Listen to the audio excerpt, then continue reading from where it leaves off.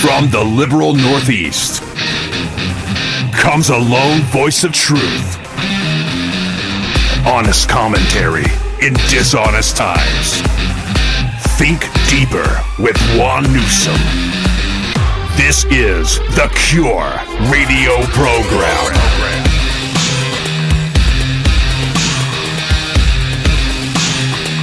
This is the Cure.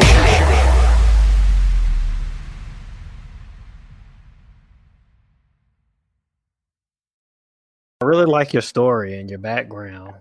Oh, thank you. I mean, you are like the American dream, literally. Yes, I think so. I mean, really. I mean, tell me more about that because, you come here, you contribute, like you've really given this country, a lot of yourself. So, just kind of tell me more about your background and. Right, I think so, because some people, without knowing, say, "Oh, another immigrant that came to take our money," and I've never taken government assistance. Mm-hmm. Even when I was unemployment, I've never done that. Mm-hmm. As far as no, I haven't worked for government. I haven't done anything. Mm-hmm. So I was born in India. I came here 18 years ago. It was my dad's goal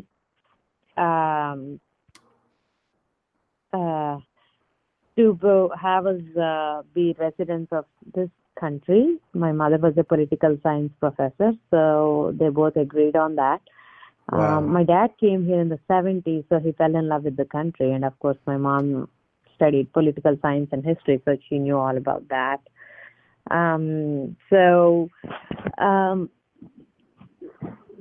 He left when I was 12 years old because he had to start his immigration process again. Mm-hmm. Since then, we haven't been together as a family again. Mm-hmm. So he left, and once he became a citizen, then he had to apply for us. I think it took like 6-7 years. Wow. For our application to get in front of the embassy officer. Wow. And then our first interview, and then after our first interview, it took 2 years of several interviews. I think it was 2 years, and at the final interview, we said we wouldn't go because they're being mean to us. And we said, we don't want to go to America. We don't want to go anywhere. These people keep telling us to bring, and then they keep acting like we did something wrong. So my dad had to go. We said we won't go. So my dad had to come from America, go to the appointment in our place, and told them, listen, if you don't let my children in, I mean, this is it. I'm going to have to leave, Mm-hmm. I can't. I mean, I've missed all their childhood. I've missed everything. Wow. So, yeah, and then we were granted a green card, and then we came to the U.S. So it takes another 5 years from once you get a green card to apply for being a citizen. And It's not guaranteed. Usually it is, but if there are some conditions, if you violate, then you are. So for 3 years, 3 years you have to be in the U.S. out of that 5 years. So we just did the straight 3 years, and we didn't see our mother for 3 years. It's just a very dysfunctional way. And finally, my dad went back because he's been away from my mom for a long time.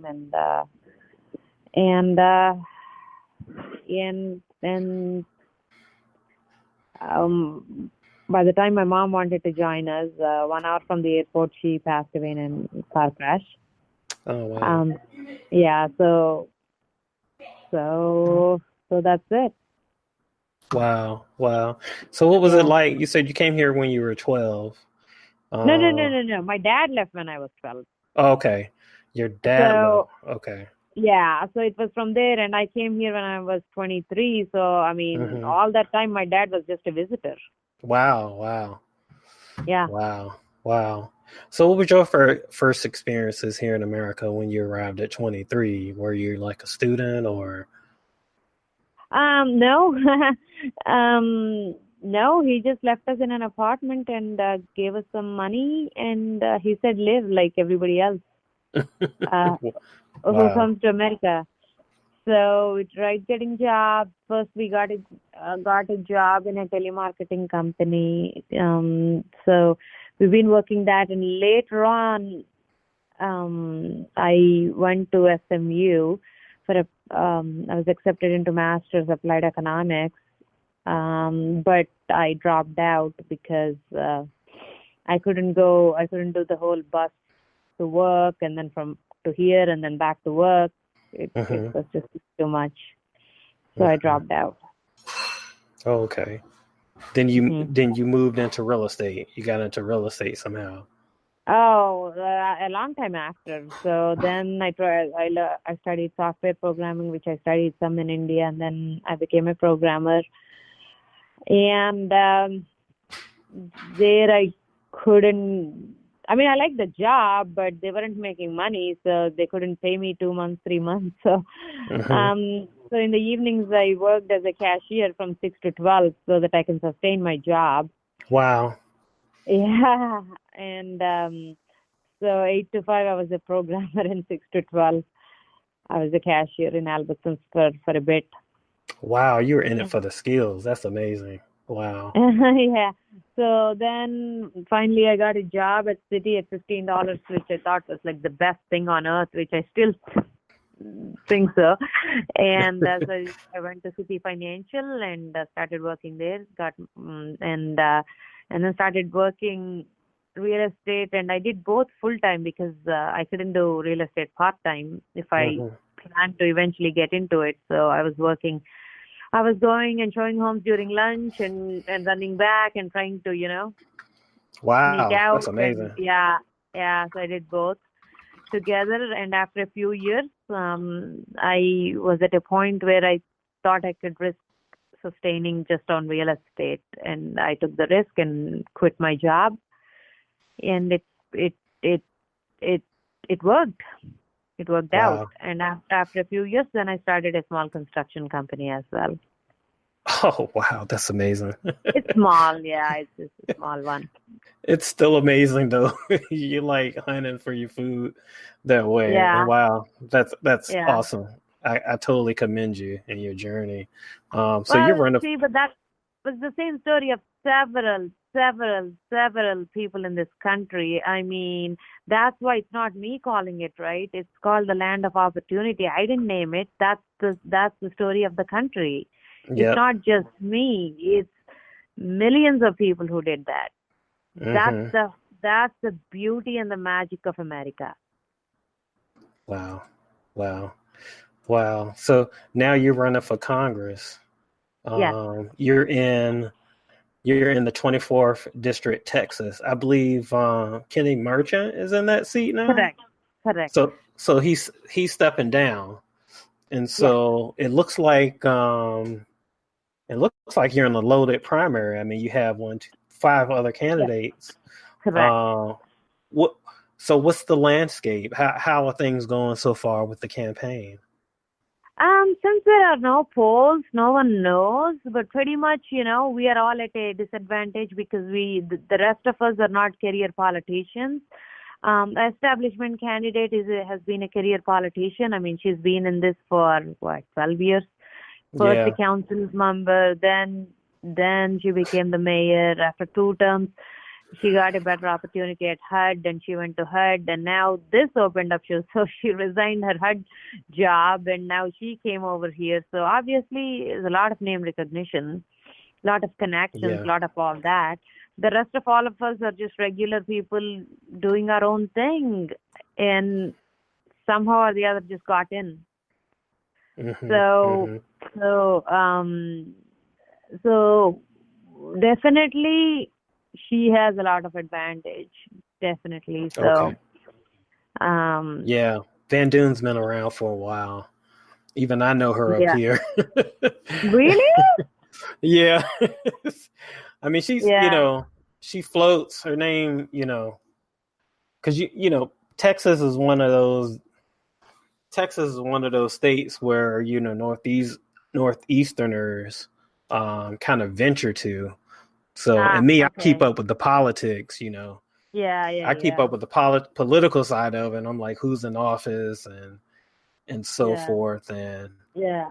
yeah, I know a lot of politicians down there that, typically someone up here wouldn't know because I try to keep touch of, the politics of the state. They're trying to flip it blue and all this. So Right, I right, try to right, keep up right. with some of the races. Yeah. Right, right. Uh, so your platform, your positions on the issues, I know you described yourself as, a pro-Trump, Mhm. pro-Second Amendment, Mhm. and pro-America First conservative. Yeah. Just to go through some of the issues, and we touched on immigration, already. You don't have to go through that. But Right. how do you feel? How do you feel currently about the efforts in immigration and border security? And what It, can we do better there? uh, no, I don't think it's better. I'm like, how do you fix it? It's not okay to make it better. It's pretty bad. Hmm. Um, I cannot believe, or nor do I know a country that would just have a border that's just like open and letting anyone in. Yeah. India wouldn't let me in now. You know that, unless I have a visa or something. Yeah. Yeah. No. It's bizarre. It's bizarre for me. And see, it's not necessarily. I don't know why everybody makes it into a whole country issue, or you don't like Mexico, or you don't like whatever it is. My fear is one terrorist walking in is enough. I mean, just a few terrorists did 911. Yeah. One terrorist walking in, or one person with coronavirus, or one. I don't understand why that fear is not there among people. I'm Hmm. already scared if I need to go to a concert or anything with huge crowds. It's already messed up for me.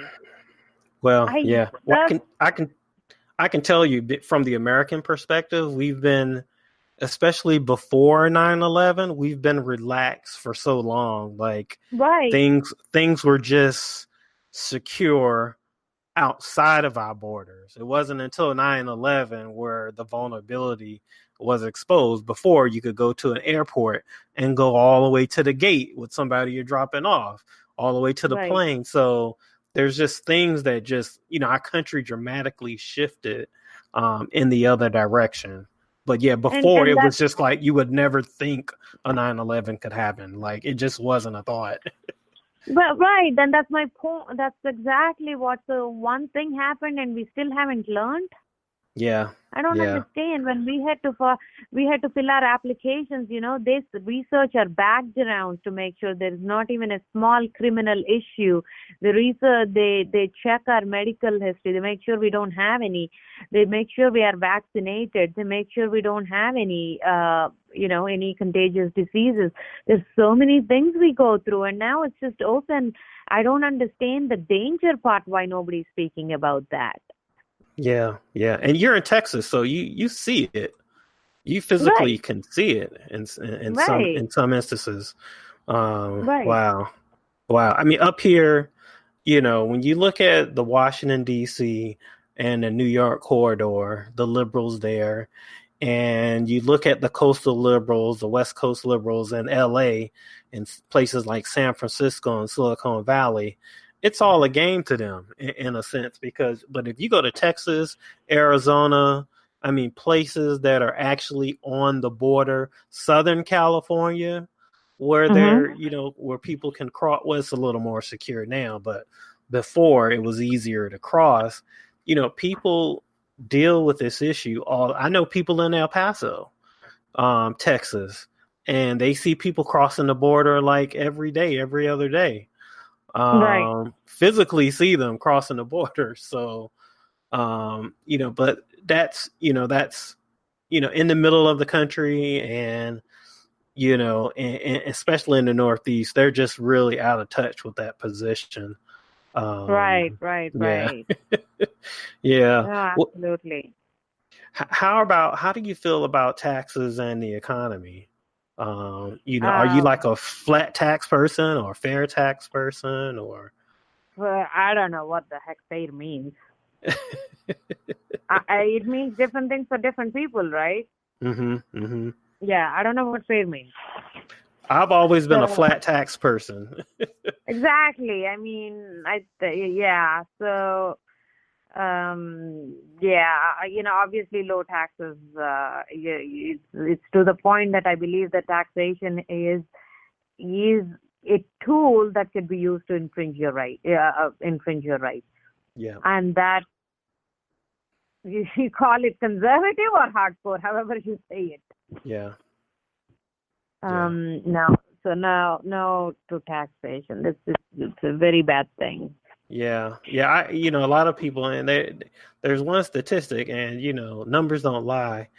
If you look at the history of, the tax tables, and you look at you match it up with, the federal, the revenues that are coming in. If you look at the periods in the United States history when the taxes were the lowest, the more revenues came in. It's unbelievable. They lowered taxes in 1923. The revenues came in to the highest point in that time. And then taxes went back up under FDR. And then John F. Kennedy lowered taxes, and then the revenues increased. Ronald Reagan lowered taxes, revenues increased. George W. Bush lowered taxes, and now Trump. And now we're approaching $4 trillion in federal revenue. And so to me, the culprit has always really been the spending. There's never been, the last president to pay off the debt was Andrew Jackson. How long ago that was. And so to me, the culprit has always been the spending. Under Obama, we started these European type levels of spending, and now everybody in DC and around DC is getting rich, and the machine just keeps pumping. Yeah. Oh, yeah. My favorite. It's just out of control, Yeah. I always thought, if you're gonna, they always lower taxes, but there's never the cuts. They did some. Yeah, that's my thing. Once you actually introduce something, it's so hard turning back. How do you feel about this unemployment? How do you feel about this employment that's going on? We're close. Good. I was what unemployment? I was going to say, what unemployment are you talking about? We have the record low unemployment. We're nearly at full employment. It's beautiful. It's wonderful. When I came right after months after 9/11.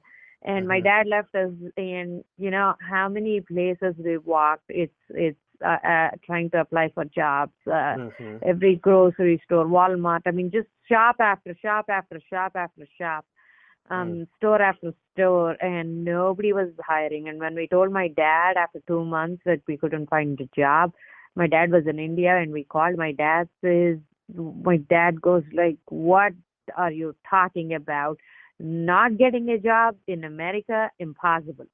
It was pretty bad. It's not impossible, but it's like, it's not like a huge job. We're talking about, like, how do they say it? Flipping burger jobs. Yeah. There was nothing. There was like nothing, and probably you remember the time where just the entire hiring was frozen. So to actually be now, to see everyone be able to get jobs, it's beautiful. I love it. Yeah, those are hard times. Because there are many people, I believe, that are out there that actually don't want to take free assistance. That want to feel good, that want to work hard, that want to pull their own weight and get their money with pride. I mean, that's really the American spirit. I mean, you have now, you really have. I mean, It's in our DNA. It's in our You have Right. 10 million people who got off food stamps that went to some type of job in the last 3 years. Because That's astounding. that's living life, Yep. Yep. you know. So that's living life. So it's beautiful. I love it. That's crazy. Wow. Yep. Yeah.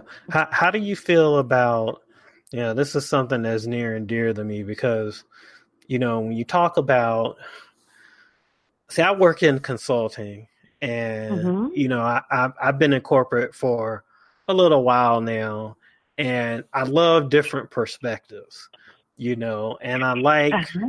all of my friends from India get it. They get it. Uh-huh. The freedoms, the freedoms. All of my friends from China, they get it. They're like, I'm here for the freedom. I'm never going back to China. All of my Yeah. friends from Russia get it, or Cuba, they get it. They're like, I'm never going. They get it. They know it's Right. not just not just the economy or the Correct. jobs or the benefits. They're Exactly. like, we're here for the Exactly. freedom. How do you feel about the Bill of Rights? The Bill of Rights, Yeah. Oh my our gosh. Like what? Constitution. What? That is the foundation of the country. I Hmm. mean, that is what makes this country great. I mean, the entire Constitution is what makes this country great. Hmm. Hmm. It's something, like everyone says you got to compromise and work with each other. No, you don't compromise. There's no compromise on that. There's no negotiation on that. Don't Hmm. touch it, period. That's it. That's my answer. Hmm. Yep. Especially something like the Second Amendment, like gun rights. I am. Everything, because once you start, and I'm no, it's like because if you notice, it's not just one. I don't think it's just a matter of guns, right? Hmm. Because it's a matter of attacking your rights, and once one right is attacked, there's no telling what the next one would be. Yeah. Yeah. It's Like funny. look at it. Look at it. So look at what Bernie's talking about right there, like standing there and saying, Bernie, Warren, and everyone, they're talking about billionaires not being able to have their money. What is that? That is the right of property. That is You don't have madness. that. Well, that's one thing, but you don't have the right to what you make. Yeah. That's a fundamental right that they're attacking. Yeah. It's Yeah. fundamental right, an Yeah. alienable, God-given right. Yeah. Yeah. So Yeah. so What you see at Bernie Sanders is pure madness. yes, and evil too. Yeah. Yeah, that is Mm. wrong because you decry the Constitution because some of the founders had slaves, but today now you want everyone to be turned into slaves. Mm. Mm. Really? Mm. That's what they want. You know it. I know it. You preaching. Right? You're preaching. Yeah.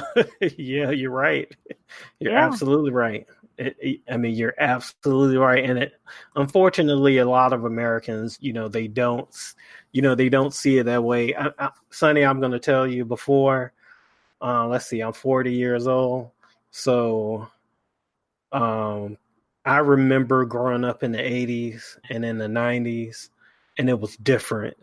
It was a lot more civil. The discourse was more civil. Right. And, there was hints of this, but it wasn't so openly and brazen, Oh, it in the wasn't open. when I came here. This is a change in the last 10 years. When I first came to the US, it wasn't like this. Yep. Look at how short of a period it changed. Yeah. 10 years. Yeah. It's escalated Yeah. dramatically. Obama looks Dramatic. conservative to me now. Yeah. That's never that.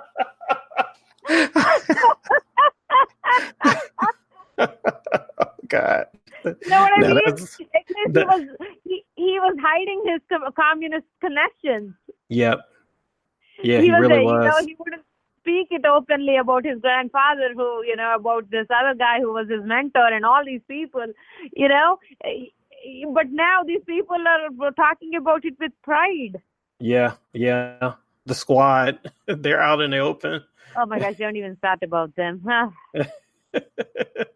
They're out in the open. How do you feel about that though? The new congresswomen that are coming in, some of AOC and Rashida Tlaib and Ilhan Omar. I mean, they're really kind of making a name for themselves. They're evil, ungrateful people. They're evil people. They're bad people. They are. How do you get everything that you're achieving because of America and turn around and say this is a very bad place? Mm-hmm. How? It's unless you're evil. Mm. I would say give up everything that this country gave you and then cry that this is a bad country. Don't be enjoying what this country gave you and complain. Mm-hmm. Mm-hmm. So they want to achieve everything. They want to use everything that this country has, but they don't want other people to have that opportunity. They want to destroy the country. Mm-hmm. Mm-hmm. They're bad people. They're evil. Yeah. The people that are behind them are even worse. I mean, I've delved in and done a little research behind the Justice Democrats movement, and there's more coming up the pike if we don't really get a handle on that. Well, group. I don't know how long George Soros is going to last. So, well, his kids are going to be just as bad as he is. Oh, really? Oh God, yes. His kids are so liberal. They're so progressive. It's ridiculous. I don't know if they'll be as calculating.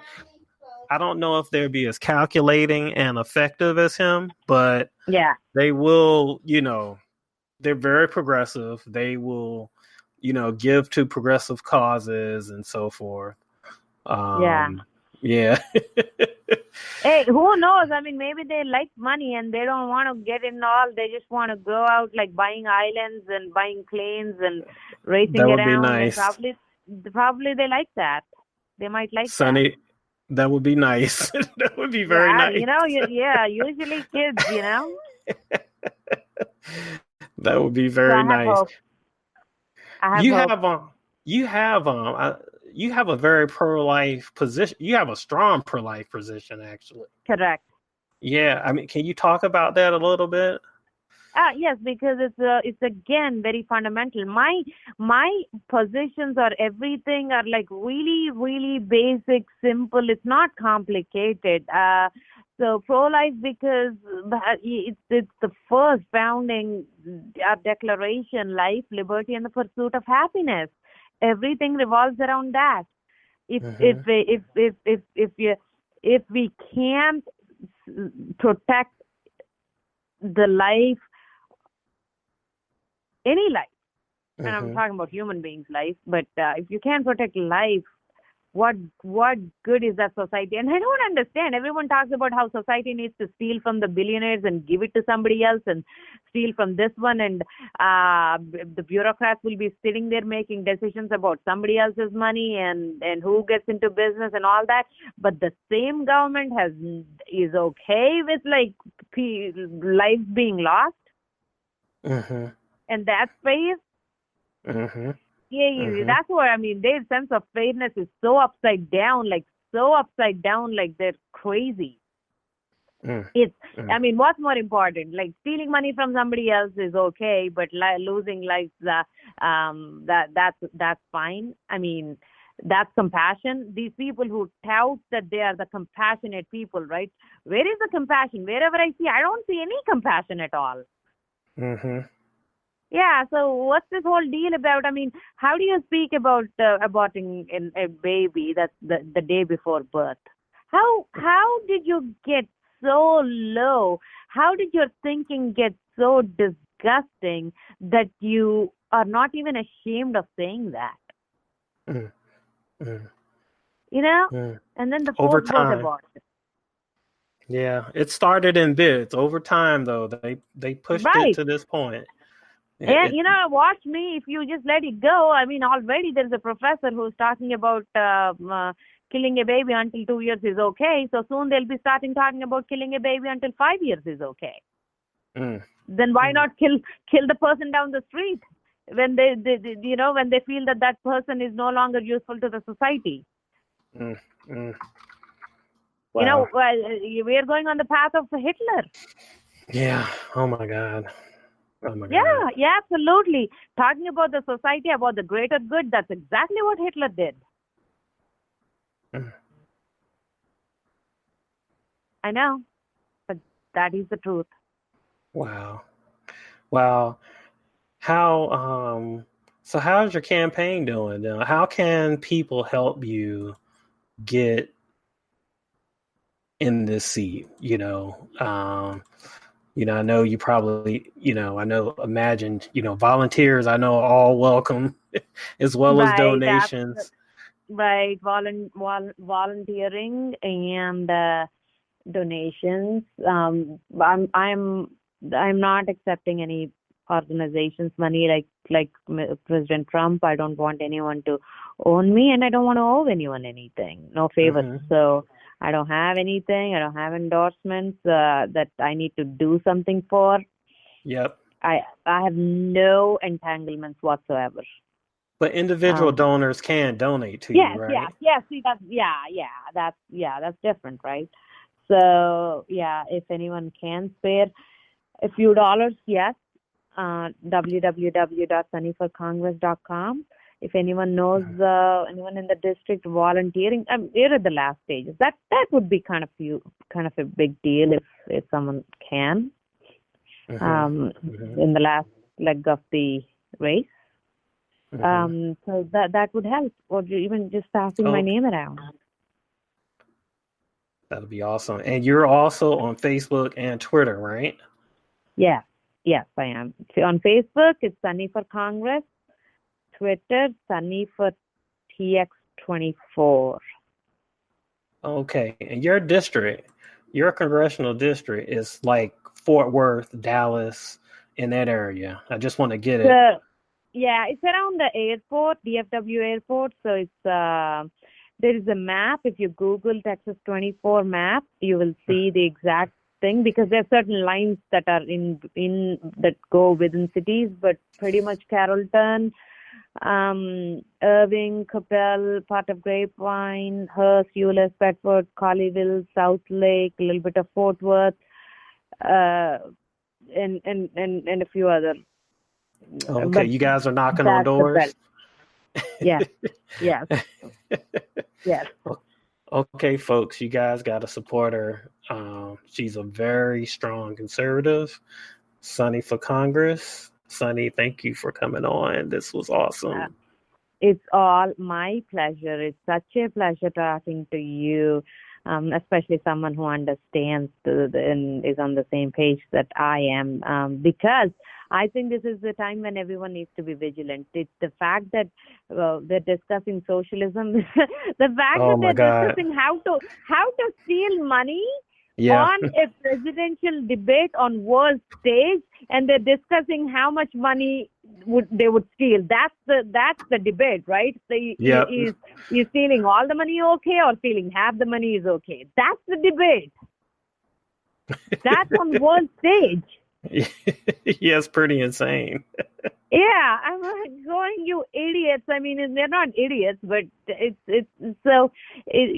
fact that these words are tossed around so easily. I mean, think about it. We don't toss murder and rape that easily in our everyday talk, right? There are things that we stay away from, but these people are getting the youngsters used to these words, which is the starting point. So it is a very dangerous point where we are at. Yeah, absolutely. I'm not saying cannot be reversed, but this needs to be stopped. Yeah, absolutely. Absolutely. Even the discussion needs to be stopped. Absolutely. I totally agree. This is The Cure.